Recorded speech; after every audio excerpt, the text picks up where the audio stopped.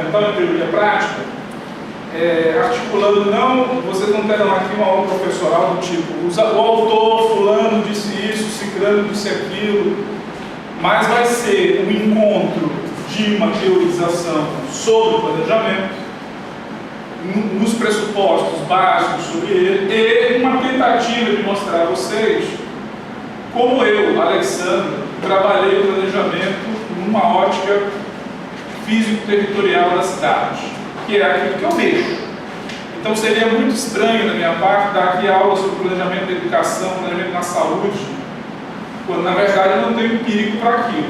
Então eu vou trabalhar com vocês a estrutura, digamos, professoral do planejamento, na base teórica, e tentar uma visão prática numa determinada ótica. Mas atenção, aqueles que estão preocupados com outras políticas públicas, sociais, econômicas, usem o mesmo tipo de metodologia que eu uso para chegar até os seus resultados. Então, se Carlos antes quer estudar a questão da segurança pública, Alex, você está mostrando coisas de planejamento urbano.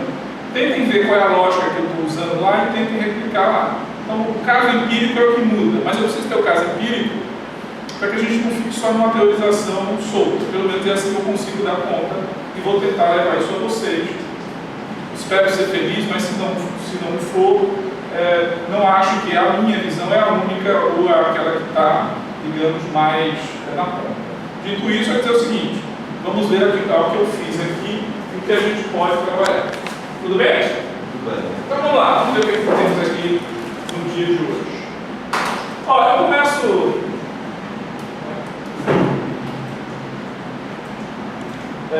por uma tirinha que está longe dele aí, está dando para ler aquela tirinha. Vocês estão entendendo o tom da história. Não vou aqui ficar dando aqui, segundo Mackenzie, segundo fulano. Aqui é uma tirinha da Mafalda que vai falar um pouco sobre governos e planos. Planos existem sem governos. Governos até existem sem planos, embora não devessem. Planos todos vocês têm na vida. Hoje de manhã você tinha plano para hoje? Estruturou a agenda dela, um papel, na internet, calculador, não sei o quê. Eu vou almoçar, vou ter aula, às 5 horas tem uma aula chata lá no Solex, o plano que ela fez. Precisa de governo na vida dela para dizer o plano? Não necessariamente, né? Ela pode estabelecer sem entrar no site. Por que a Mafalda está dizendo para mim aqui? Por que vocês estão brincando? Olha que engraçadinho. Eu estou brincando de governo. Ah, muito bem. Então, nada de bagunça, hein? Não se preocupe, ele não vai fazer absolutamente nada. A Mafalda está dando uma brincadeira de que, aparentemente, os governos são lugares de não fazer nada. É verdade? Ou a Mafalda está... Nós já sabemos, é uma piadinha, não é? Tem um fundo da realidade, mas é exatamente o que a gente está questionando. Esse nada não é um nada. Esse nada é, meu caro homem, a ausência de uma ação que deveria estar sendo completa naquele momento, mas que não está fazendo. E ao não fazê-lo, ela deixa um vácuo, ela deixa um tempo livre da ação governamental. E essa é a ênfase que eu vou tentar deixar claro a vocês. Governos que não planejam, não monitoram, não avaliam, não implementam, é a tirinha da Mafalda. São governos que a ação deles não se revela efetivamente. Governos que fazem o ciclo da política, que independente da valoração subjetiva que você não faça, está fazendo o trabalho que ele tem que fazer. A segunda tirinha da Mafalda é sobre planejamento. Eu adoro Mafalda. Aliás, não leio só Schopenhauer. Eu sei, Rony, você só lê Schopenhauer, Keynes, Smith, né? Eu leio Mafalda, leio gibi, vejo novela, tudo isso. Porque isso é a vida como um todo, e não só um aspecto dela. O que você está fazendo, Mafalda? Eu estou planejando a minha vida. Para não viver ao acaso, estou traçando um plano que me ajude a organizar a minha vida com muita clareza. Teoricamente, claro. O que a Mafalda está brincando com a gente? Planejar é fácil. O problema é que se esse planejamento vier descolado de uma gestão efetiva do que fazer, ele vira traçado no chão que a Mafalda está fazendo. Planejar não é um problema. Todo mundo faz isso. Ela fez hoje. Saiu tudo como você planejou? Implementou o que você queria do planejador e está feliz. Triste é o dia que a gente comprou para fazer isso, né? Entrei no carro, estou saindo, o pneu furou, ai Jesus! Aí a reunião que eu tinha para daqui a 30 minutos já furou, eu tenho que ligar para o cara, a vida virou um inferno. Porque é verdade, tem coisa no planejamento que eu não dou conta. Das incertezas, das futuridades. Agora, tem coisas que eu posso dar conta.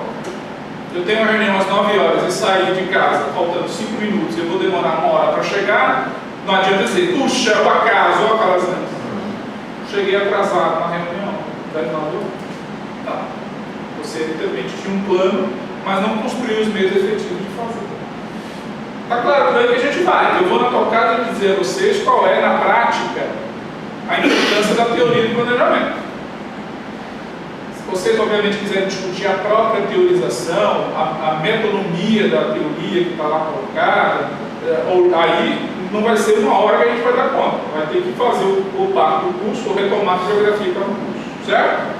Alguém quer abandonar? Ainda não? Então, o que eu tenho aqui? O que é fazer planejamento? Por isso que eu não estou começando com a bibliografia, mas ela vai aparecer daqui a pouco. Toda vez que eu começo pensando o futuro, eu estou com um plano. Então, de manhã, quando ela acordou, eu vou imaginar o meu dia, ela está projetando a si mesma numa temporalidade que não é dela. Ela não domina todo o tempo. Ela não sabe se vai chover, se o ano vai bater, se o mundo vai acabar, se vai ter um meteoro. Mas ela diz, bom, eu não posso ficar parado, esperando ver o que vai acontecer. Ficando lá preso, não vou sair de cá que pode acontecer alguma coisa. Isso virou outra patologia, uma angústia, um pânico. O planejamento é quando você decide enfrentar esse futuro incerto por meio de algum tipo de pensamento. Não é uma sair ao futuro de qualquer jeito, eu vou sair livremente e o que aparecer na minha frente valeu. Oh, calma! É uma atitude reflexiva de pensar como é que vai ser estruturado esse tempo que não me pertence. O futuro não pertence a você do ponto de vista que individualmente eu não consigo resolvê-lo sozinho. Tem um nível que ela consegue. É minha vontade de sair da minha cama e ir até a cozinha, ok. Mas imagina municípios, cidades, países, regiões, bairros, tem um grau de complexidade maior porque tem outras pessoas pensando nos seus próprios futuros. Né? Então eu imaginei ela de hoje, mas não faço a menor ideia como é que essas cabecinhas pensantes vão reagir a ela. Eu tenho aqui mais ou menos uma ideia. Planejei mais ou menos uma coisa. Mas se o Carlos Anjos daqui a pouco diz, ô Alex, explica o slide de novo, Alex, de novo. Aí eu vou dizer, Carlos Anjos, deixa eu seguir aqui o meu planejamento, senão eu não consigo dar aula. Esse pensar o futuro é para construir coletivamente um projeto. Ah, bom, então não é qualquer planejamento. É aquele plano ou aquela visão de futuro que vai chamar as outras pessoas para juntos terem um projeto ou uma ação lá na ponta. Então não é um planejamento só dela, sai daquela alçada que ele estava falando do indivíduo. Então, desculpa, não é esse o planejamento da sua vida, não é o que está aqui. Deve ser aquele que nos orienta a coletivamente estarmos aqui. Alguém fez o questionário que Calazans acabou de explicar. Alguém permitiu que a sala que a gente está tivesse aqui. Alguém marcou lá no cigarro o curso que vocês estão fazendo, não é verdade? E alguém está dando o curso. Então, não é um planejamento só meu, da minha cabeça. Isso tem a ver com alguma coisa que os articula e os integra. Porque eu estou falando de uma aulazinha de 1 hora. Imagina uma cidade inteira, ou um estado inteiro, ou um país inteiro. Você está mexendo com o futuro dos outros. Aí ganha uma complexidade, uma dramaticidade maior. E é aí que a política pública começa a aparecer. Até aqui, sem problema, cada um de vocês pensa no futuro. Quando eu começo a passar aqui, ó, visando implementar a mudança, lascou. Não é então só imaginar o futuro dos outros, mas transformar o futuro dos outros. Uma responsabilidade muito maior. Não é uma agenda governamental assim. Consultem aqui, a agenda de Calazans hoje é ir ao médico, depois ele vai num restaurante. Opa! É um tipo de futuro que implementa mudanças. E essas mudanças não se dão num nível apenas individual. Ele tem que rolar num nível coletivo. E essas mudanças, o foco dela é transformar a realidade. Se está tudo bem na vida de vocês, a capacidade de planejamento vai ser meramente de rotinas, né? Rony está aí com salário com 25 a 30 mil hoje, né, Rony? Salário, mais ou menos. Está tranquilo, está estabilizado. Aí tem próprio filho já entrou na faculdade, a outra já casou não sei o quê. E aí o Rony vai pensar a rotina. De manhã vou tomar meu café às 9, vou fazer meu tênis, né? Às 10h30, né? Ao meio-dia eu almoço no Country Club, não sei o quê. Agora, se ele está inconformado com essa vida e tem uma projeção, ele vai tentar mudar. Se nós coletivamente não estamos satisfeitos com essa nossa vida coletiva, eu vou tentar modificá-la. E essa transformação da realidade se conecta com o pensamento do futuro. Ou seja, o planejamento é uma visão do futuro, visando construção de um projeto coletivo com foco na implantação de mudanças e na transformação da realidade. Toda vez que você tiver uma necessidade de fazer isso, bem-vindo, você está no campo do planejamento. O planejamento governamental, que é a segunda parte da nossa aula, é fazer isso dentro da esfera dos governos. Ou seja, como não é um planejamento estritamente só familiar, não é um planejamento só do meu curso do GPP, como não é um planejamento só do clube do meu bairro ou do time do futebol da minha quadra, que em tese poderia fazer tudo isso, Calazan joga lá naquele time do Pitbull, né? Calazan joga uma bolinha todo final de semana. Ele pode fazer o planejamento. Ó. Meu desejo é ganhar o campeonato estadual daqui a 5 anos. Perfeito. Vai estruturar um projeto coletivo, vai implementar mudanças, comprar bola, chuteira, não sei o quê, e vai transformar a realidade do clube dele. Agora, quando eu falo planejamento governamental, eu estou falando disso? Não. Eu estou falando da capacidade que tem os governos de modificarem a nossa vida enquanto coletivo. Aí a coisa ganha um outro grau de drama. Porque aí o Rony, como é que opera? Quer dizer, eu transformo o Rony no governador, então é ele que vai dizer o futuro das outras pessoas? Eu transformo o Calazans em prefeito, é ele que vai dizer o futuro das pessoas? É assim que funciona? O que vocês acham? Carol, assim? Não. Porque este governo está ligado a uma estrutura de Estado. Vocês já aprenderam no GPP, hein? Temos o Estado e temos os governos. E, portanto, este governo da ocasião responderá a essas perguntas orientadas, aí entra vocês, por uma política pública. A política pública é o campo que conecta esta visão de futuro, para onde vai esse projeto, que tipo de transformação da realidade é esse e que tipo de mudança é essa que você vai processar. É muito poder, não é? Super! Porque ele tem uma alteração que vai desde a ponta individual até uma transformação do Estado. Essa é a importância do planejamento. A importância do planejamento, volto a dizer, ela tem que ser entendida na sua diretriz fundamental. Planejar é essencialmente estar comprometido com alguma transformação dessa realidade. Que nível, Alex? A ver. Depende do tamanho do problema que você quer transformar. Margarida. Tudo bom? De novo, né? Ela acabou de ter aula comigo. Transformar a realidade do GPP, do nosso curso, é mais fácil ou mais difícil do que do país, do Brasil? Por que você acha? Não tem sua dificuldade?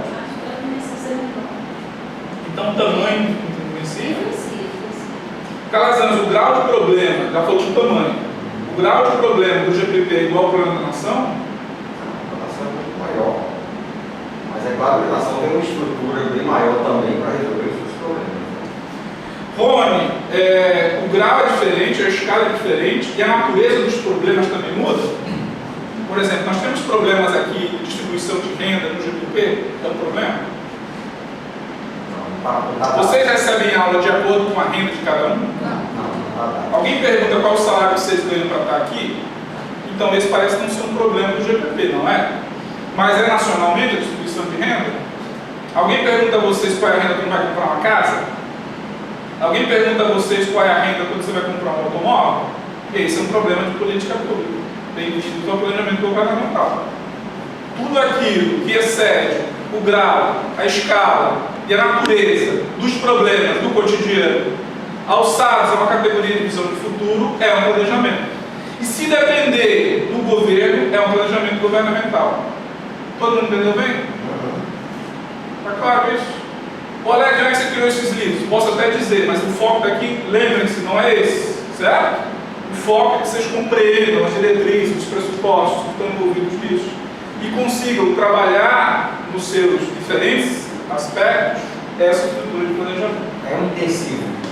Espero que sim, mas eu não sei se vai dar certo, depois vocês me dizem se deu certo ou não. Se não deu certo, depois a gente chama a Sandra de novo, Alan, e aí eles começam a dizer, segundo Mackenzie, segundo Case, segundo Gide, segundo Blá, é isso que vai. Tá? Eu sou arquiteto urbanista, e como arquiteto urbanista eu posso dizer bem, eu sou arquiteto urbanista. Então, estou perdoado. Ó, pensar o futuro é isso? Eu trouxe uma imagem de alguém lá nos anos 50, uma capa de uma revista de 54, que imaginava que o futuro era assim, não é? Tirem o lado machista da imagem, mas o fato é que ele imaginava o sujeito voando por aí pelos ares. E certamente não é isso que ele está chamando de planejamento. Certamente a ficção científica pode ter o seu planejamento. Atenção, hein? Muitas das imagens de ficção científica do passado viraram realidades hoje. Mas não quer dizer que no momento em que era pensado, ele está comprometido com o planejamento. Está preocupado com a visão. Você pega um autor que eu adoro, chamado Victor Hugo, francês, ele escrevia sobre o futuro, 20 mil léguas submarinas, é do meu tempo, Carlos Herlia, 20 mil léguas submarinas. Meu pai falava disso. Deu pai falava disso. A gente lia lá, o cara falava do relógio do impulso. Victor Hugo é um autor francês do século XIX. Ele falava de televisão, até de watch, ele falava, tudo pensando na cabeça dele, não era planejamento, era uma visão que ele tinha. Foi depois que o planejamento econômico, industrial, governamental foi transformando essas coisas. Então, isso não é exatamente planejamento, embora esteja presente uma ideia de que pensar o futuro é essencialmente estabelecer uma linha de chegada. A visão do Victor Hugo e do Asimov, dos grandes ficcionistas, assim, não tem compromisso com essa chegada. Quer dizer, eu vou imaginar como é Natal em 2200. É um exercício de futurologia. Claro que você vai utilizar o conhecimento que você tem, claro, você imagina. Mas é claro que você não tem muito compromisso com essa chegada. Vai haver uma máquina de teletransporte. Como, Carlos? Não interessa, vai tudo enche o saco. Vai ter, eu vou apertar o botão e eu apareço lá no outro bairro. Maravilha. Isso é futurologia, não é planejamento. Planejamento é quando você tem essa linha de chegada e vai dizer assim, como é que eu chego nisso aí? Peraí, tem que ter certos passinhos para alcançar. Aí vira o planejamento. Planejamento governamental. Caso não ocorra, é uma peça explanatória livre de manifestação. Portanto, um plano, ele quer compreender o passado. Não existe plano do zero. Até existe, vai. Mas a chance dele é muito pequena. Para fazer um plano, você tem que como é que a gente chegou até aqui. Não é? Quais são as nossas bases históricas, nossa fundamentação? Se eu estou fazendo um plano diretor, quais são as diretrizes que estão lá? A Calazana mexeu também com o plano diretor e sabe que o primeiro título do plano diretor são os objetivos do plano, que é aquela parte que todo mundo passa rápido, vai logo para os coeficientes, né? Raramente eu chego um colega que lê os objetivos, ele passa logo para o quadro, para o gabarito, para a densidade. Eu vou usar muito esses exemplos, assim, desculpa para o vício de profissão. E os objetivos é que me dizem exatamente o que o planejamento deve. Realizar o desenvolvimento sustentável, realizar uma cidade equânime, realizar um equilíbrio social, tudo lá. Não adianta eu chegar lá no capítulo 23 e propor ações que não batem com os objetivos, mas isso é muito comum. Podem pegar os documentos mais teóricos no início e depois veja as partes mais práticas, que às vezes as equipes não leem em lé concreto. Eu não quero que vocês façam isso. Os objetivos, as diretrizes do planejamento estão ancorados numa visão do passado e numa necessidade de superação dos problemas do presente para o futuro. Ok? Vamos tudo bem até aqui? A regra está chata ou você está mais ou menos tranquilo? Vamos em frente.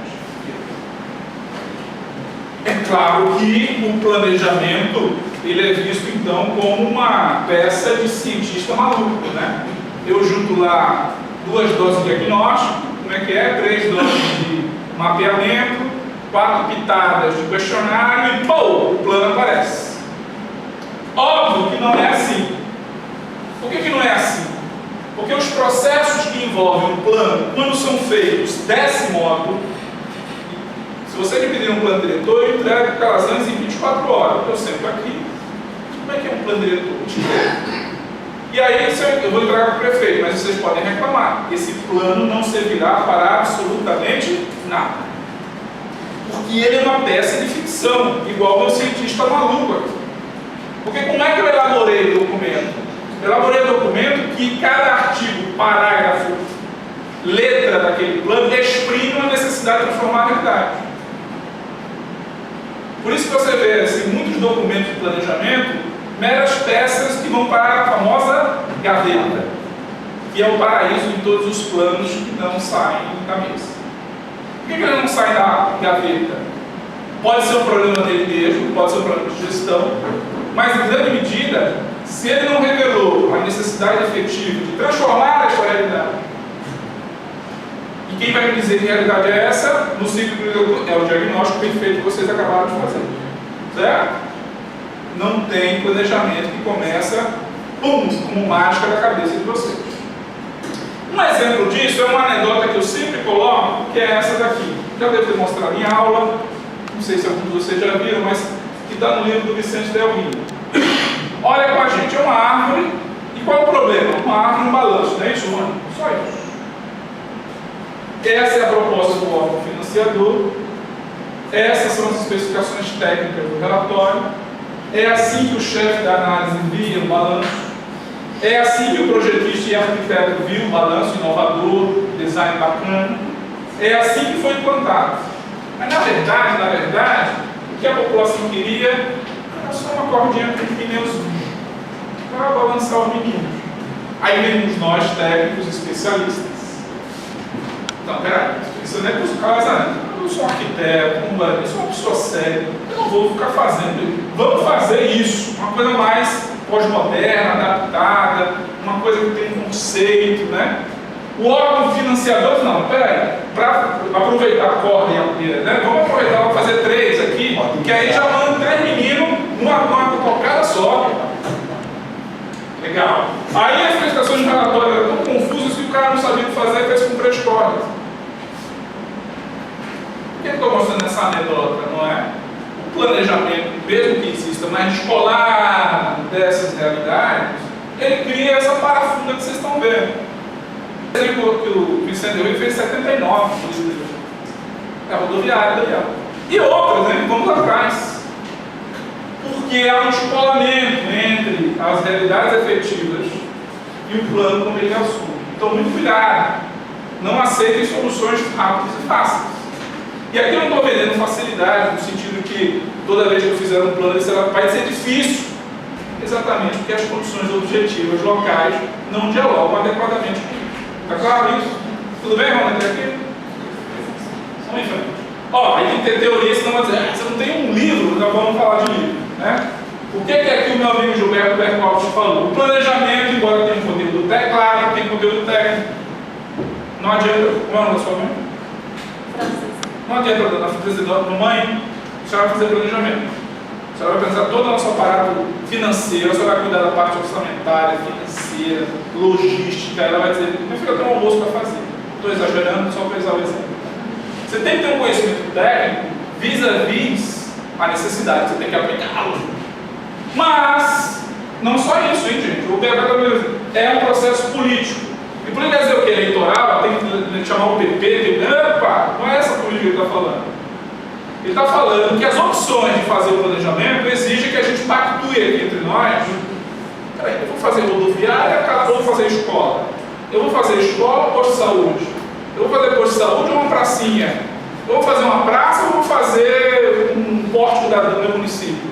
O político é essa capacidade de coletivamente dizer, olha, o prefeito data venda, legal se eu vir uma rodoviária, mas não tem ônibus aqui.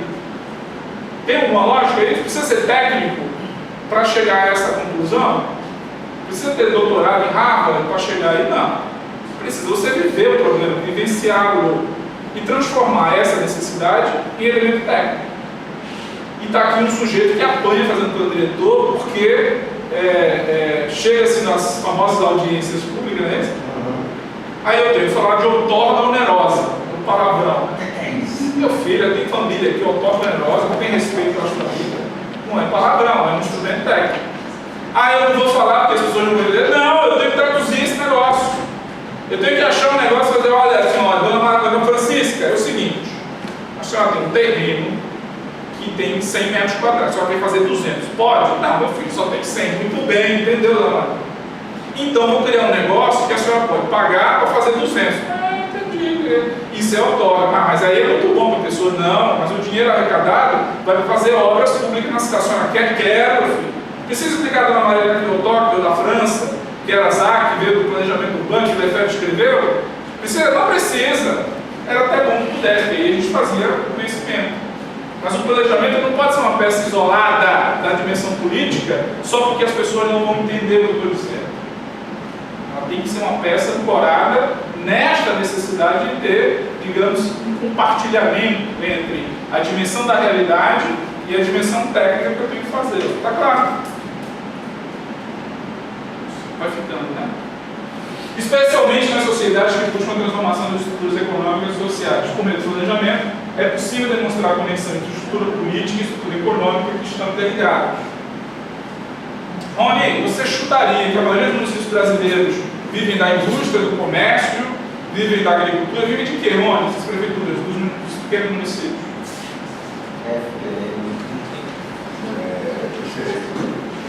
Vivem das próprias prefeituras municipais. A maior parte dos serviços que elas praticam é dependente dos funcionários públicos, é dependente da prestação de pagamento de aposentadoria. Então, às vezes, a gente leva algumas teses econômicas, sociais, para uma realidade, quando encontra lá, assim, doutor, isso é muito bonito, né? Mas é o seguinte, aqui a gente depende da prefeitura mesmo. Como é que você lida com essas dinâmicas? Elas têm que estar incorporadas na estrutura política e na estrutura econômica. Para manter como está, Caras? Não. Para transformar essa realidade.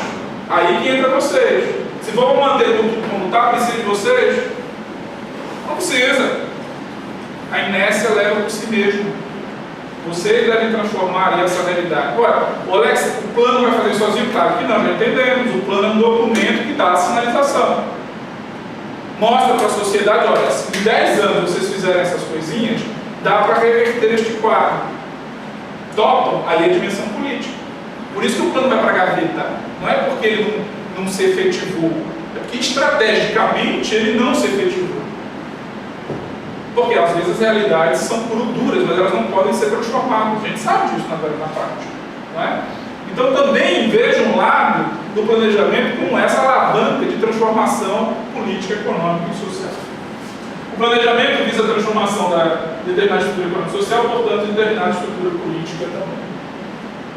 Portanto, o plano é a concretização desse processo de planejamento, que envolve a decisão de planejar, o modo de planejar e os objetivos.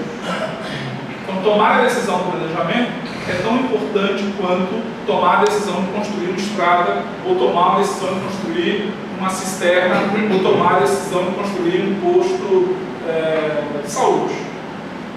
O planejamento também é uma decisão governamental e deve estar inserido dentro dos processos de decisão. Agora, um pouquinho de teorização, né? Essa decisão de planejar obedece a 3 princípios básicos. Um princípio social, quem quiser saber o que é o social, abre a Constituição Federal, artigo 6º. É o 6º, direitos sociais. Quais são os direitos sociais? É só olhar lá. O último que entrou numa emenda de 2015 foi segurança pública. 2012 tinha entrado moradia. Vai entrando direito aos pouquinhos. Né? É aquele que diz o seguinte: toda criança tem que ter educação, moradia, segurança. Tem uma dimensão política naquilo que nós já articulamos. Não é a política partidária, embora envolva a política partidária, porque está dentro do processo eleitoral, mas são as outras manifestações que essa política assume. Por exemplo, a política nacional de mobilidade urbana está naquela caixinha. Por exemplo, a política que diz que deve ter participação está naquela caixinha. São aquelas esferas em que a relação entre o cidadão e o Estado se move de maneira efetiva. E temos, obviamente, a dimensão técnica. Por que a dimensão técnica está aqui? Para nos lembrar que não é só o social e da política, ou seja, o sociopolítico, que as coisas se fazem. Não é só ler o artigo 6º, chegar no artigo 6º e dizer, bem, comunidade, está no artigo 6º, moradia, viu, galera? Todo mundo morando, viu? Resolvido. segurança aqui, ó, onde? Todo mundo seguro, né? Precisa de uma dimensão técnica que ligue esses dois interesses e transforme o planejamento em gestão. É aqui que vocês estão enquanto GPP. Vocês estão entendendo que a gestão é um processo sociopolítico, técnico-político e sociotécnico, porque essas três coisas elas são indissociáveis. A gente separa porque tem que separar no capítulo, no texto, mas quando eu decido dar moradia, permitir que as pessoas tenham acesso ao direito à moradia, eu tenho que dizer assim, quantas moradias eu vou fazer? Qual é o custo dessas moradias? Onde eu vou construir essas moradias? Qual o critério de acesso à moradia? Aí eu estou na gestão, baseado num planejamento anterior que definiu, por exemplo, um plano local de moradia. Ou qualquer outro tema que vocês queiram. Educação, meio ambiente, transportes, o que mais? Saúde, e tantos outros temas que estão lá no artigo 6º também para fazer. Todos os documentos do direito social precisam de planejamento. Então comecem a olhar o artigo 6º como uma caixa de trabalho de vocês. Todos eles precisam do GPP. Ah, GPP não tem trabalho, não sei o que. Todos eles estão lá para serem trabalhados. Porque eles não se resolvem só com a política. Eles devem necessariamente passar para uma dimensão técnica. E aí vocês entram. O arquiteto urbanista é o sujeito que vai desenhar a casinha lá. Mas quem vai definir, essencialmente, no planejamento, a diretriz, os pressupostos, os objetivos, as metas, são gestores em políticas públicas. Pode ser vocês ou outros que estão lá fora. Pode ser um economista, pode ser um arquiteto. É por isso que a gente está lutando para que vocês estejam. Opa, isso é um problema de GPP, não é um problema só disso. Ocupar esse espaço. Né? Que? Ok. Tudo bem até aqui? Como é que faz? Tem 3 modos que eu vou trazer para vocês, aí já é a ligação teoria-prática, que é o modo mais prescritivo, o modo mais lógico e o modo mais estratégico. Eu, particularmente, gosto do último. Portanto, estamos naquele cenário das escolhas de como é que cada um trabalha. Então, pode ser que Calazans ache, por exemplo, que ele trabalhando muito bem com o quadro lógico, isso não é um problema. Não estou trazendo aqui que esse funciona, esse não funciona. Às vezes vai depender dos modos que vocês vão trabalhar. Primeiro, o prescritivo, que trabalhará com um processo mais racional, consciente, informal, decomposto por etapas e técnicas. Nesse caso, as estratégias surgem como pontos de processo, cálculos técnicos, orçamento. Ponto. O marco prescritivo é mais ou menos aquele mais normativo. É aquele tipo de política que não tem muita discussão sobre ela. Por exemplo, saneamento básico. Alguém vai discutir se é importante ou não? Tem essa discussão, caso de vocês? Não é importante fazer isso? Aparentemente é um consenso social e político que é necessário que a água que entra seja de qualidade e a água que sai ganhe destino adequado. Se é tão óbvio, por que todo mundo tem saneamento? Porque falta dimensão técnica, que é como é que faz. Então, num planejamento mais prescritivo, eu estou partindo de cálculos, expressões, que normalmente não tem muita discussão sobre ela. Ela é vista como um processo mais racional, mais normativo, e que indica isso de modo mais, digamos, linear. Depois, controlar, apliquei o saneamento, esgotamento sanitário, apliquei lá os canos, coloquei lá todo mundo conectado e vou monitorando essa política. Vou monitorando para ver como é que ela está avaliando esses resultados. O gráfico seria mais ou menos esse, de um tipo de planejamento mais normativo e prescritivo. Eu tenho um grupo de especialistas que vão olhar esse diagnóstico feito sobre o tema. Esses especialistas também aparecem na proposição das soluções. Essas soluções viram projetos que vão ganhar os seus respectivos orçamentos. Então, nem toda política, nem todo programa, nem toda ação, ela precisa dar aquelas voltas todas, que eu vou mostrar daqui a pouco, para chegar na solução efetiva. Algumas delas já são, digamos, normatizadas e é só uma relação de fazer acontecer. Está claro isso? Mas outras não são assim, necessariamente. Normalmente as críticas que se faz ao prescritivo é que ele é rígido demais, não permite o debate interno e descarta a contribuição não técnica. Realmente é muito difícil difícil, por exemplo, fazer uma discussão sobre esgotamento sanitário e abrir para que cada um, Calazans, interprete que tipo de esgotamento quer. Né? Ah, não, eu quero meu esgotamento condominial, o outro quer em rede, o outro quer... Não vai dar, porque não vai dar para atender a essas frações todas devido à natureza técnica daquele sistema. Então, provavelmente, não é que o sujeito está aqui sendo ditatorial, é que há uma baixa capacidade prescritiva de atender a essa demanda mais plural. O outro é o quadro lógico. O quadro lógico já é uma coisa mais sofisticada. O quadro lógico já exige outros momentos e outras ponderações, porque quer facilitar o processo de execução e avaliação, permitindo mudanças de rumo. São aquelas políticas que eu posso medir no meio e dizer, não está dando certo. Vamos mudar isso. Então ele tem que ser um pouco mais flexível. Vamos supor aqui, por exemplo, uma política de educação. Se eu a vejo pelo quadro lógico, eu tenho lá meus pressupostos, meus inícios, mas vamos ver como é que as crianças estão respondendo, como é que as professoras estão respondendo. E faço minhas avaliações, e faço meus monitoramentos. E tenho que mudar alguma coisa no meio. Se ele for muito rígido, prescritivo, muito normativo, por exemplo, se eu amarrar na Constituição Federal como cada coisinha vai acontecer na sala de aula, é muito difícil mudar isso. Então, o quadro lógico se mostra mais oportuno para fazer essas mudanças e fazer essas considerações. Favorece, portanto, a capacidade de participação, ele exige que os atores que estão participando opinem sobre ele e tem foco nos resultados e não tanto no processo, que é o que vocês conhecem pela metodologia ZUP, de resultados orientados por objetivos. Portanto, o quadro lógico vai assumir uma característica meio assim, vocês já devem ter visto isso por aí também, não é? Eu estabeleço os recursos que eu tenho, quais são as atividades que eu quero compor, quais são os produtos, e aí eu vou tentar imaginar cada etapa do processo. E cada etapa do processo eu posso controlar um pouco esses elementos. Então, em determinado momento, esse insumo aqui não está dando certo, mas esse avançou, então eu vou controlando o quadro lógico a partir disso, que é o que vocês conhecem, o marco lógico também desses projetos. A metodologia ZUP, o ZOP, é a expressão desse quadro lógico. E o outro é o estratégico.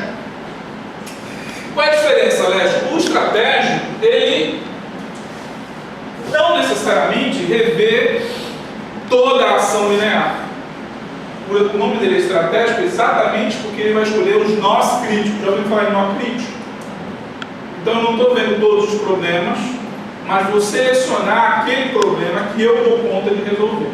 Então eu tenho um comprometimento com o problema para propor a ele soluções que podem ser vistas de diferentes maneiras. Eu não vou entrar, porque a gente vai ter tempo, no modo de administração empresarial, que vem das empresas, a gerência administrativa empresarial, o modelo catalão, que vem da Espanha, um modelo incorporado especialmente na época das Olimpíadas de 92 em Barcelona, e um que eu gosto mais, que é o modelo situacional. Acho eu que não é novidade para vocês, não sei se ele já no livramento já passou, que é o modelo do PES, Planejamento Estratégico Situacional. Que é mais ou menos assim, ó, viu como mudou o gráfico? Aquele linear era mais simples de entender. Olha só como esse é mais complicado. Eu tenho uma dada realidade que eu quero transformar. Eu tenho problemas, mas eu tenho que dizer quais são as causas e os efeitos desse problema, que é o que vocês conhecem por árvore de problemas. Só que aqui não tem especialistas sozinhos. Olha só o que tem aqui, ó. Eu tenho especialistas, gestores e a sociedade.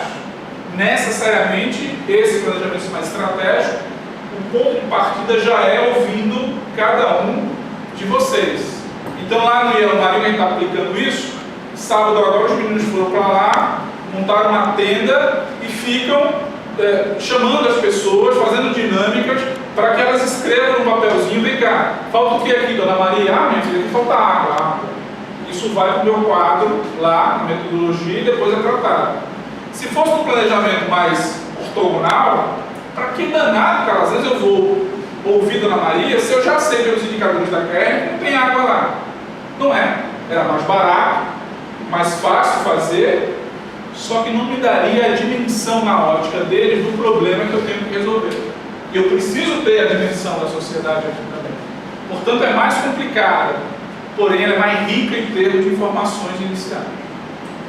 Isso vai gerar um nó crítico, ou seja, o que realmente é o problema fundamental daquela árvore de problemas. E vai haver pontos fortes e fracos a depender do diagnóstico estratégico. Aqui não é um diagnóstico total, é um diagnóstico que eu faço para lá ler aquela dimensão. Daqui, portanto, eu tenho que perguntar duas coisas. Qual é a vontade de resolver os problemas? Naquele primeiro eu não pergunto. Qual é a vontade de eu resolver o saneamento? Não cabe essa pergunta. Tem que resolver o problema, está na lei, tem que fazer, etc, etc. Aqui eu estou me perguntando, de verdade, qual é a capacidade? Então o que a gente fez para resolver isso no nosso caso em Almarim? Fizemos entrevistas com cada secretário municipal, separados, lógico, né? E aplicamos algumas perguntas a ele, perguntando o seguinte: vem cá, ô Casani, só aqui entre nós, plano diretor é importante? Aí no primeiro ano disse: não, professor, é muito importante. Por quê? Não sei. Ele incorporou o discurso que é importante, mas ele não sabe dizer por quê, porque provavelmente ele nunca pensou sobre isso. Ora, se ele nunca pensou sobre o plano diretor municipal ser o secretário municipal, imagina a Dona Maria. Então eu já sei que aí eu terei problemas. A capacidade de resolver e a vontade de resolver vai ser muito baixa. E isso tem que estar no meu plano. Eu não posso fazer um plano como eu faço para Natal. Porque aqui o secretário já não pega e diz: ah, não, aqui o plano diretor, porque o coeficiente é uma densidade, tem não sei o quê. Mas lá, esse sujeito nem sabe que isso existe. Ele tem que trabalhar com essa realidade. Olha, esse problema dele, você é um técnico, você tem que fazer o plano do técnico. Eu sei, meu filho, mas ele vai para onde? Para onde é que vai os planos que não se efetivam? E o pior que o gestor pode fazer é um plano que se engaveta. Então, eu tenho vários no meu currículo. Fico frustrado, mas tem outros que foram para a prática. É a vida, é assim, na gestão pública brasileira. Capacidade de resolver e vontade, que vira um plano de ação, não é só um projetão assim, bufo, é um plano de ação, vai explicar como é que você vai fazer aquilo. Ó, prefeito, é o seguinte, para fazer isso acontecer, vai precisar de concurso público. Mas por quê? Porque eu vi que você não tem um técnico no seu quadro de servidores, você tem 1.200 servidores, é impressionante, um município que tem 13 mil habitantes, dá quase 5% da população é servidor do município. A gente não tem um técnico para dar o cálculo do plano. Então o que a gente vai fazer? A gente vai fazer essencialmente o quê? A gente vai tentar, durante o planejamento, dar efetivas capacidades para esse município se estruturar e avançar e apresentar. Está claro a diferença fundamental disso? Até chegar na gestão, monitoramento, avaliação e orçamento também. Então esse é o modelo do planejamento, acaba sendo um modelo diferenciado a partir disso. Portanto, o Carlos Magno define o modo de planejamento, como vai o governo e qual o seu balanço geral aqui no mundo.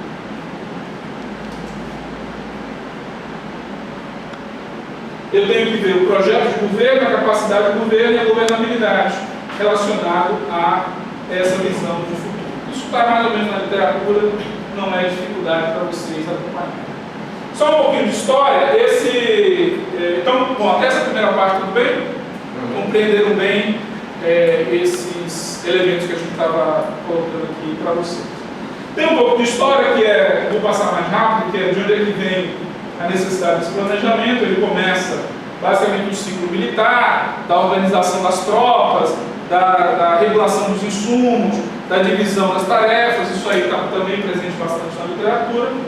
Com o advento da sociedade industrial, o rigor e a organização empresarial aparecem fortemente, influenciando também os governos, ou seja, departamentos, setores, caixinhas que se preparassem para isso, no sentido do ordenamento e da disciplina. Isso passa também para as cidades, começam a acontecer os primeiros planejamentos urbanos, as ruas deixam de ser construídas ao sabor da vontade, passa a ter um direcionamento, um planejamento voltado para aquilo, isso vai incorporando aos governos. Quando chega a Segunda Guerra Mundial, o planejamento chega no seu auge, quer dizer, todas as cidades tinham sido destruídas, e era necessário planejar esse futuro, Então foi a época de ouro do planejamento de maneira geral, econômico, urbano, social, que você tinha que projetar uma nova realidade. Não só no pacto capitalista, mas também socialista. O planejamento também do lado soviético fez o seu planejamento. Então, tanto nas nações capitalistas como na época soviética, o planejamento reinou, porque indicava a esses governos, sejam ditatoriais ou sejam democráticos, como é que ia conduzir os rumos dessas nações. E no Brasil? Vamos olhar um pouquinho para finalizar um pouco no caso brasileiro. Tudo bem, até aqui eu estava sentindo falta de alguma coisa. Eu estou tentando fazer aquele intensivão, sem entrar em determinados elementos teóricos, mas passando por eles um pouco para revelar isso, né? Então, no Brasil, nós tivemos algumas fases, acompanha no meio. Uma primeira fase, que era a perspectiva de industrialização, que é os anos 30 aos anos 50, ou seja, os planos de entre 30 e 50 eram de industrializar esse país agrário, ainda atrasado, ainda rural.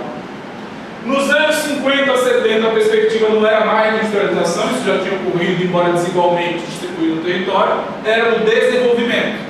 Então entrou aqui em cena a ideia de que pegar o Parque Industrial Nacional e desenvolver o país. Que ele saísse lá da rabeira e passasse a ser a quinta, sexta, sétima economia mundial. Era a ênfase do Brasil grande, do crescimento, do milagre brasileiro vai estar aqui. Aqui é a perspectiva do crescimento econômico entre 70 e 85, já na debate do governo militar. Daí o crescimento econômico. É a famosa frase do Delfim Neto. Você lembra aquela frase do Delfim Neto? Vamos fazer. Era menino. Vamos fazer o bolo crescer para depois distribuir. É a ênfase do crescimento. Não deu tempo, né? Alguém abriu o forno antes, né? Não botaram fermento. Perspectiva de sair do regime inflacionário. Aí a gente já estava lascado aqui, ó. A inflação era. Eu era menino nessa época, o Calazans era professor, eu já era menino. E eu ia comprar um ticket para andar de ônibus. E o ticket subia 3 vezes no mês, né? Às vezes quando a gente sabia, o ticket vai subir, a gente corria para a fila lá no Cetrans para comprar o ticket lá, porque... Alan, explica aí pro pessoal o que é ticket. Ticket era o seguinte, no passado as pessoas andavam com um papelzinho assim, que você trocava por picolé, por ônibus, para andar no era o vale transporte. E aí era o problema, era essa perspectiva. Aí entra nos anos 90, lá do Plano Real, perspectiva de crescimento e inserção global. A ideia aí já era que o Brasil se associasse ao processo de globalização e já abrisse sua economia para o mercado internacional. Em 2013 a 2010, a perspectiva já era de desenvolvimento social com manutenção do crescimento. A tendência era manter esse ritmo de crescimento, mas incorporando novidade, que era o desenvolvimento social ou atendimento a políticas mais sociais ou de assistência social. Entramos no último momento, que era retomar o crescimento, paramos de crescer, e a superação da crise fiscal, que é a barafunda que mais ou menos hoje nós estamos envolvidos. Como vocês estão vendo, o planejamento brasileiro tem uma história, mas ela segue ritmos diferentes. A depender da conjuntura do voo da galinha no momento, não sei se vocês sabem, mas no brasileiro é o voo de galinha, né? Já viu galinha voando? Você bate no chão, ela faz assim e cai de novo, né? Então ela sobe, ela vai. E o planejamento, como vocês estão vendo, acompanha um pouco essa tocada que tem. Vou mostrar para vocês, ó. Isso aqui, eu posso deixar essa apresentação com vocês, mas olha, todos esses planos no contexto da Segunda Guerra Mundial. Então não é dizer que o Brasil não planeja, falta planejamento. Mentira. Durante 39 a 50, olha quantos planos nós tivemos aqui. Durante o contexto da Segunda Guerra até 64, se destacava tanto o plano JK, o plano de metas, quanto o plano trienal. No contexto militar também, planejamos bastante. E no contexto da República também planejamos. Cada etapa dessa é um plano novo que aparece. Na era FHC, a novidade, surgiu essa expressão aqui, também aqui, ó. É o PPA. Anteriormente, olha só, os planos tinham nomes: Missão Cook, Plano Quinquenal, Plano SALT, porque não tinha na Constituição o planejamento como uma necessidade, uma obrigatoriedade. Vai mudar quando você chega aqui, ó. Já temos aqui, desde 88, o PPA vai aparecer em todas elas. E Portanto, o que vai mudar é a perspectiva do planejamento atrelado a isso. O PPP começou já, estou dando aula desde 9 da manhã. Então, se a língua fizer assim, breve, ela está entrando em rebeldia. Não é nem só a garganta, é o cérebro mesmo que ele começa já a evoluir. Ó, esse artigo 67 da Constituição vai definir que toda unidade deve ter um ente federado um plano plurianual. Esse plano plurianual é acompanhado da lei de diretrizes orçamentárias e lei de orçamentário anual. Isso aqui vocês já sabem, já é dito. Isso é o núcleo duro do planejamento. Mesmo que o Calazan chame plano, minha cidade, amanhã, futuro melhor. Perfeito, maravilhoso, lindo. Mas eu tenho que ver no PPA da prefeitura como é que isso está chamado. Pode dar o nome de fantasia que você quiser, crescer mais, crescimento justo, ou amanhã melhor, mas isso está ligado dentro da perspectiva do PPA. Deve conter diretrizes, objetivos, programas e metas. Deve conter programas, ações, metas, unidades de despesa orçamentária, receitas, despesas e investimentos. O que mais? Aí na escala do município, veja que engraçado, aí eu vou determinar para a gente uma escala de pensamento voltada para o município. Por um motivo muito simples, eu não consigo dar conta na aula de hoje de todos os outros elementos. Agora, olha só, como é que chega no município isso? Está vendo aqui o planejamento que eu acabei de falar? Ele está pequenininho aqui. Para dar conta disso aqui, eu preciso ter esses outros elementos aqui, ó. Plano diretor, código de obras, código de meio ambiente e todos os outros mais. Para dar conta disso aqui, ó, eu tenho que ter dinheiro, código tributário, organização administrativa. Estão entendendo? Estão vendo o problema? Então, o planejamento ele envolve não só o plano, uma mente criativa, eu vou fazer. Ele envolve como é que você vai dar conta dessas outras estruturas. Eu estou aqui prevendo um plano de moradia que vai custar 10 milhões de reais, aí eu tenho que olhar para cá e dizer, o planejador permite? O código de obra permite? O código de ambiente permite? Eu tenho que olhar para cá e dizer, tem dinheiro? Como é que está organizado administrativamente? Se não, o plano aqui, o PPA, é mera peça de ficção. Esse PPA se desdobra em outros planejamentos, é o trabalho de vocês aqui, ó. Plano de mobilidade, de educação, de saúde, de cultura, é aquilo ali, previsto aonde? Isso aqui se desdobra em programas, ações e projetos. E, portanto, da organização institucional, eu chego na ação. Essa é a caixinha do diálogo de vocês. O planejamento não é mais uma escolha voluntária do gestor do momento. Ele é uma estrutura imantada nas estruturas governamentais. Se ele não é visto com essa clareza, é porque ele está começando a ficar burocratizado demais, ou seja, ele perdeu aquela conexão com a realidade. Vai ter lá no PPA ações que não se efetivam, vai ter lá no PPA ações que ninguém sabe de onde veio. Portanto, a gente tem que usar o PPA para chegar na ponta e transformar essas ações em concreturas. Olhando orçamentário, tributário e fiscal, ordenamento sócio-territorial, os programas de ações setoriais, e o impacto administrativo também. O planejamento junto com as ações e a gestão formam, portanto, a estrutura integrada de planejamento do município. Eu sempre uso esse símbolo para dizer sobre o planejamento que ele é fácil, não deveria fazer, e lembro que o planejamento é uma aba do futuro e a gestão é uma aba do presente. Não existe planejamento sem um esforço, um estímulo da própria gestão. Não é tão importante. Lembrando, tendo cuidado de não virar aqui, ó, Alfredo, você viu o plano? Está por aqui. Né? Não virar um documento meramente técnico ou meramente orçamentário. Ele tem que ter uma vida e um lastro na vida disso. Há dois componentes fundamentais: o primeiro é o diagnóstico estratégico, o segundo são os eixos do programa, resultantes para cada um deles. Com participação, não tem jeito, né? Sempre levando, é mais difícil, mais caro, mais complicado, mas é por isso que vocês estão aqui. Quais são as formas menos difíceis, menos caras e menos complicadas de fazer o planejamento participativo? Tá? Se vocês me derem 100 milhões de reais, eu vou fazer um super planejamento participativo. Não quer dizer que ele seja efetivamente participativo. Então, qual é a técnica e o método que a gente vai usar para isso?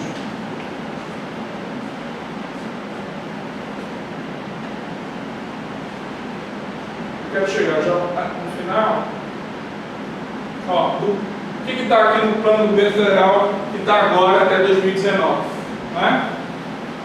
É um plano que prevê, a previsão no total dele é de 2 trilhões e 51 bilhões. Esse é o último resultado do balanço para 2017. Gastou 322 bilhões de reais em gestão de manutenção, 1 trilhão 362 bilhões em temático, e esse é o volume de investimentos do período. Ele tem 28 diretrizes estratégicas, 54 programas, 300 objetivos e 1.000 metas. Você está vendo o tamanho da complexidade. Esse é o planejamento desdobrado. E como é que isso vira isso? Não dá nem para ler. Cada ação dessa é um programa temático. Imagine qualquer ação do governo federal, ele vai estar aqui. Certo? Se não tiver, não dá para fazer. Então, se amanhã vocês têm um programa, uma ação, que não tem previsão no PPA, ele não poderá ser pago. Porque cada programa desse tem uma rubrica específica. E ele tem que se dobrar lá naquela outra parte. Portanto, não é mais campo para amadores. A gente tem que exatamente fazer programas que deem conta dessa dimensão. E ele é mais ou menos assim, ó. Não sei se vocês já viram o PPA federal. Programa 2077. Agropecuária sustentável. Ele vai dizer o que é o objetivo dele, quais são as metas, onde eu vou aplicar, qual é a quantidade e o custo que isso vai ter. Se isso vai sair do papel, não sabemos, porque vai depender da execução orçamentária lá na ponta. Mas é a previsão do planejamento que está aqui. É isso. Em 1 hora, mais ou menos, eu fiz um intensivão sobre planejamento governamental. Pergunto a vocês se ficaram dúvidas, questionamentos ou impressões. Ficou bom, deu para a gente relembrar uma série de coisas e outras ficaram indicadas para que, de acordo com a deficiência de algum, pudesse aprofundar a partir dessa indicação. Reclamações, Johnny? Carol, não, Carol é suspeita mesmo, você não vai reclamar. Margarida, porque vai reclamar. Tem alguma dúvida, alguma coisa que ficou sem a gente falar? Foi muito rápido, gente. Fala, opa, pelo menos. Nessa questão do PPA, né? Eu acho bem interessante que você teve a oportunidade de trabalhar no órgão municipal e você sabe que na questão das consultas populares, na prática existe um engodo muito grande, porque eu participei em alguns momentos aí na área da saúde, quando você chega lá, o documento já está pronto, você não tem participação alguma, a não ser você ler, saber o que está posto, e a Secretaria de Saúde está dentro da sala, ela vai dizer, olha, isso aqui não ficou bom não, aí fala com ela, que é a assessora dela, e aí fulano, o que você acha? E aí pessoal, o que vocês disserem aqui não vai para o papel, o que vocês disserem aqui fica como dica. Agora, Bom, essa é a realidade. agora, se não existisse a obrigatoriedade do fórum, existiria pelo menos uma conversa?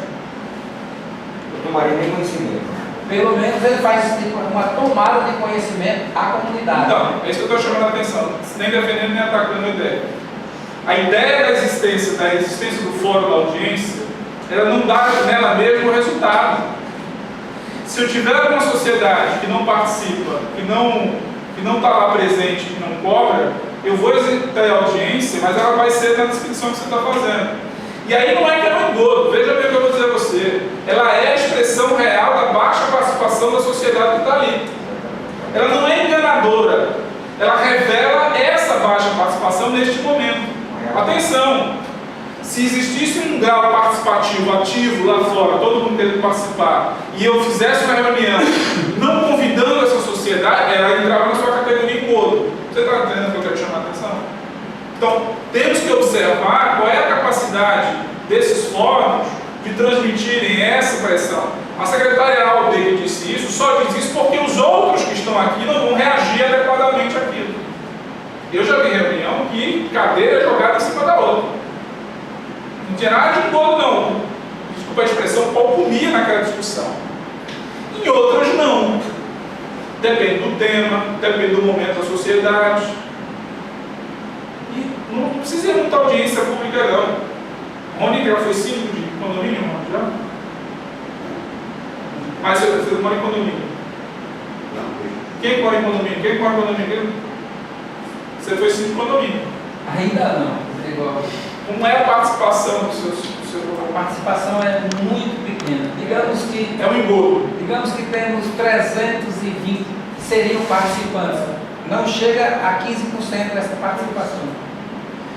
Se tornará um engodo se o síndico do condomínio da ocasião, em vez de fazer as reuniões, administrar por decretos, digamos assim. E fizer reuniões só para os amigos dele. Se ele manda carta para os 330, se ele anuncia lá no, né, se bota o aviso, se chama, se passa em cada casa e vai 15, e esses 15 aí, como é essa relação? Então, entendam que a participação ela não é um lugar, ela é um processo. Na realidade, isso é um mecanismo, né? Nesse processo, as pessoas têm que ser um instrumento de participação. Tá? Através desse instrumento, pode fazer valer os seus direitos, a sua vontade. Né? Como não há participação, fica prejudicado. Você tem um instrumento, mas esse instrumento não é utilizado. Isso é como a lei. Por si só, ela não se resolve. Ela é um instrumento. Você precisa utilizar esse instrumento para fazer valer. Agora, para isso é preciso ter a organização política das pessoas. Mas quando De ocuparem o fórum. De ocuparem, de participarem, de intervirem. Quando nós colocamos assim, participação no fórum, ocupem o fórum, é que na realidade, essa população, além, digamos, ela está aqui na faculdade, ele está no trabalho dele e ela está na atividade dela, naquele dia que houve, estrategicamente o gestor ou seus pares escolhem aqueles horários Aí vai entrar na questão da má-fé. onde a sociedade... Se alguém quiser burlar o processo, vai burlar e você vai no Ministério Público e denuncia o sujeito. Não é isso que eu não estou consegue falando. participar. Não há assim, uma... Eu estou dizendo que mesmo que você faça com a melhor, você mesmo vai fazer com melhor, você mesmo vai fazer com melhor as intenções. Não necessariamente você vai ter o grau de participação que você deseja nesse caso. Esse evento aqui está sendo feito para 89 pessoas. E todas as 89 pessoas têm conhecimento. Quer dizer, é uma coisa que professores estão vindo de forma extra, dando a sua contribuição, para que nós possamos sair melhor do ENAD, porque sair bem do ENAD é bom para o curso e, consequentemente, para a gente, porque se formou nesse curso, né, é uma forma de a gente. E, no entanto, as pessoas participam por... É muito difícil participar. Eu acredito. Agora, se for uma fé, como você está afirmando, se houver uma intencionalidade de diminuir o fórum, aí eu concordo com você, vai no Ministério Público para uma denúncia para a doutora. Mesmo assim, tem instrumentos que vai fazer. Né? Agora, se você vir, publiquei, chamei, passei carro de som, botei faixa, passei panfleto, e mesmo assim não teve resultado, eu tenho que realizar a audiência. Com pesar, porque eu queria que tivesse mais gente. Mas tem um grau que é interno e tem um grau que é externo. Mas sem má fé, tendo essa vontade de fazer as coisas acontecerem. Como o senhor deu o exemplo do condomínio aqui, o que eu analiso é o seguinte, o problema social é que o pessoal não dá atenção às informações. Entendeu? São informações que não analisam, acho que são simples ações como uma votação no sim, mas que não analisam o futuro, que pode causar diversos problemas, ou até benefícios também, dependendo da decisão. Uma coisa mais difícil de fazer é a participação. O período por cima, no nosso condomínio, a gente teoria na Assembleia. Lá a pessoa é participativa. Teoria na Assembleia.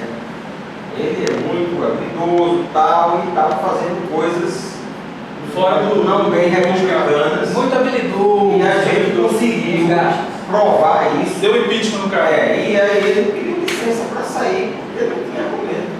Percebe? Então, isso é a participação. E essa participação é permanente, a gente precisa exercer a cidadania não de 4 anos na eleição.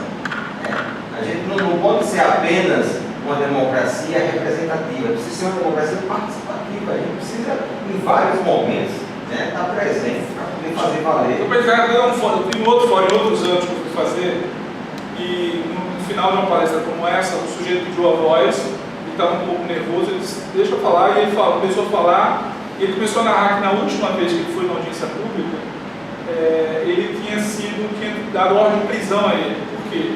Porque ele começou a reclamar, a autoridade da ocasião se sentiu incomodada, chamou o PN da porta, e o PN da porta levou ele para numa audiência participativa. E ele estava muito impressionado, porque eu estava deixando ele falar, reclamar, isso é óbvio, né?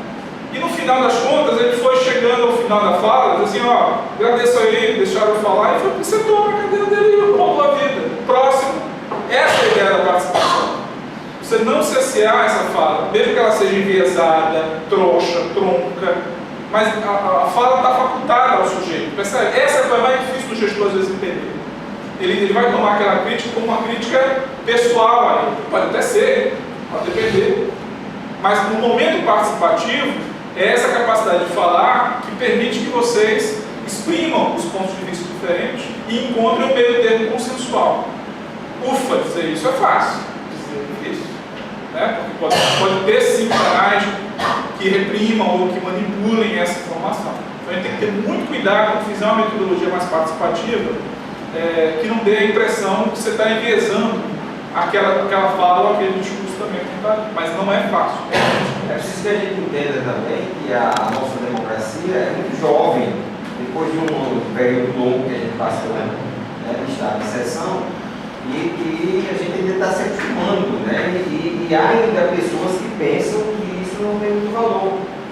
E quem precisa dar valor a isso é o cidadão participando, mostrando que valeu a pena se lutar para que a gente tivesse conquistado esse espaço.